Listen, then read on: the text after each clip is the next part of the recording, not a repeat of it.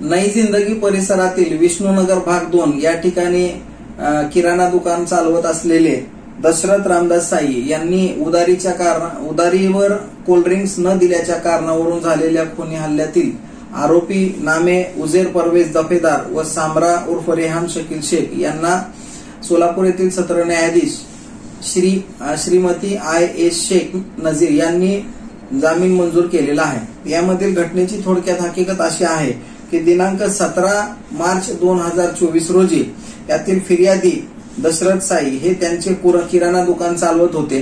त्यावेळी त्या ठिकाणी विष्णुनगर मध्ये राहणारे सद्दाम पटेल व इतर त्या ठिकाणी दुकानामध्ये येऊन रेडबुल नावाचे कोल्ड्रिंक्स त्यांनी उधारीवर मागितले। त्यावेळी फिर्यादीने त्यांना उधारीवर कोल्ड्रिंक्स देण्यास नकार दिल्यानंतर 8:30 वाजण्याच्या सुमारास आरोपींनी त्यांच्या दुकानी जाऊन त्यांना तुम धंदा कैसा करते तुमको मैं जिंदा नहीं छोड़ता असे म्हणून यातील फिर्यादी यांना डोक्यावर लोखंडी रॉडने व इतर हत्याराने मारहून गंभीररित्या जखमी केले होते।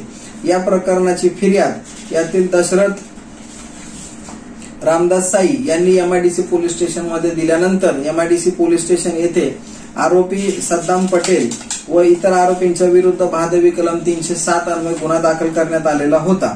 यामध्ये प्रस्तुत गुन्ह्यामधील इतर आरोपींमध्ये आरोपी उजेर परवेज दफेदार व सामरा रेहान शकील शेख या दोघांना देखील MIDC पोलिसांनी अटक केली होती आणि त्यांना मेहरबान कोर्टामध्ये हजर केल्यानंतर त्यांना पोलीस कस्टडी मिळाल्यानंतर त्यांची न्यायालयीन कोठडीमध्ये रवानगी करण्यात आली होती। सदर आरोपींच्या वतीने सोलापूर येथील सत्र न्यायालयामध्ये जामीनचा अर्ज सादर करण्यात आलेला होता।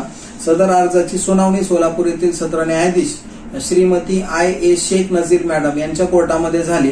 एकंदरीत सदर खटल्याच्या व जामीन अर्जाच्या अंतिम युक्तिवादावेळी आम्ही या प्रस्तुत प्रकरणामध्ये यातील उमेर आणि सामरा या दोघांचा कुठल्याही प्रकारे सहभाग नाही, तसेच फिर्यादी जबाबामध्ये त्यांची कुठल्याही प्रकारे नावे नमूद नाहीत, तसेच या आरोपींनी कुठल्याही प्रकारे ऍक्टिव्ह इन्व्हॉल्वमेंट करून कुठल्याही साक्षीदारांना किंवा फिर्यादीला गंभीररित्या जखमी केल्याची फिर्यादी जबाबामध्ये कुठल्याही प्रकारची नोंद नाही।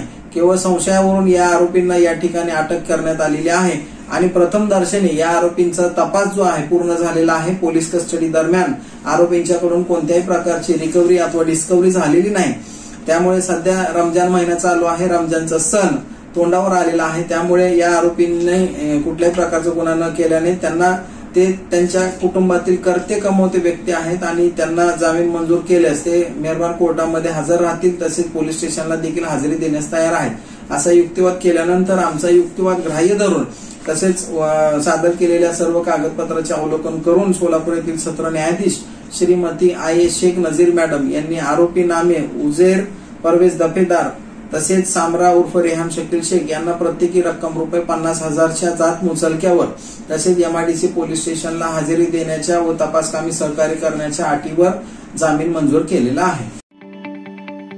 ताज्या बातम्या पाहण्यासाठी प्राईम महाराष्ट्र न्यूज चॅनलला सबस्क्राईब करा।